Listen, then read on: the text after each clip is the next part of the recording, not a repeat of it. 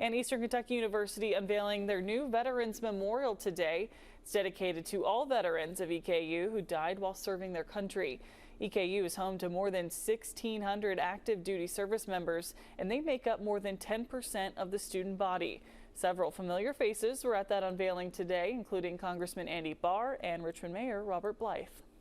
As further evidence of EKU's prioritization of veterans and honoring the 82 fallen members of the EKU family who have served and paid the ultimate sacrifice, to move this to the front door of EKU again underscores the importance that this institution places in our veteran students and families.